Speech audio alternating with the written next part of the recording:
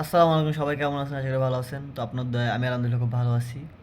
তো আজকের ভিডিও হচ্ছে কি, মালদ্বীপে যারা প্রবাসী আছে তারা কোন ধরনের হয়রানির শিকার হতে পারে বা কোন ধরনের কাজ করলে কী ধরনের বিপদে পড়তে পারে সেই বিষয় নিয়ে। চলুন দেরি না করে ভিডিওর মূল পর্বে চলে যাওয়া যাক। মূল পর্বে যাওয়ার আগে অবশ্যই যারা আমার চ্যানেল নতুন, অবশ্যই চ্যানেল সাবস্ক্রাইব করে পাশে থাকবেন, যাতে আপনাদেরকে নতুন নতুন ভিডিও দিয়ে আপনাদেরকে উৎসাহিত করতে পারি।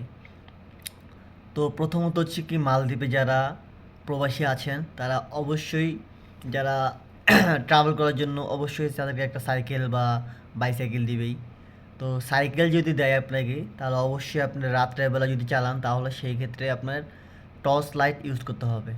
টর্চ লাইট ছাড়া যদি আপনি বের হন রাস্তাঘাটে, পুলিশ যদি আপনাকে ধরে তাহলে 700 টাকা এদেশের জরিমানা করবে।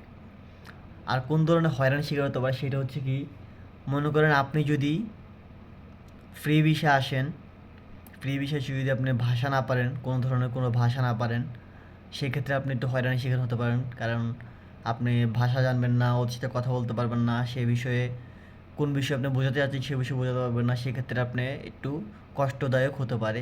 কারণ আপনি কাজ খুঁজতে খুবই একটা হয়রানির শিকার হতে পারে। আর যদি আপনার লোক থাকে, নিকটস্থ আত্মীয় থাকে, তাহলে কোনো সমস্যা নেই, তাহলে যদি ওরা আপনাকে কাজ দিয়ে দেয় তাহলে কোনো প্রবলেম হবে না। কিন্তু যদি কেউ না থাকে, যদি আপনি ফ্রি ভিসা আসেন, তাহলে সেক্ষেত্রে আপনি একটু প্রবলেমে পড়ার সংখ্যা থাকে, হয়রানির শিকার হতে পারেন।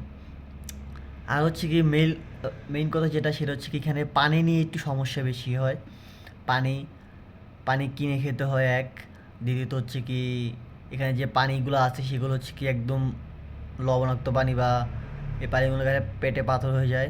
সেই জন্য পানিটা একটু হয়রানির শিকার হয় বাঙালি মানুষেরা, কেন পানি কিনে খেতে হয় সেটা। আর পানি যেটা কিনে খেতে হয় সেটা কোম্পানি টাকা দেয়, কিন্তু কোম্পানির টাকা তো দেয় 1500 টাকার মতো দেয় খাওয়ার জন্য। তো সেই টাকাটা হয়তো খাওয়াতে চলে যায়, আর পানিটা নিয়ে কেনার স্কোপ থাকে না। তো এটাই, এই ধরনের হয়রানির শিকার যদি না হতে চান, তাহলে অবশ্যই আপনার নিকটস্থ আত্মীয়দের মাঝে, পরিচিতদের সাহায্য থেকে আসবেন, যেহেতু আপনারা নতুন আসবেন সেই জন্য। যারা পুরাতন আছে তাদের জন্য কোনো সমস্যা হবে না আশা করি।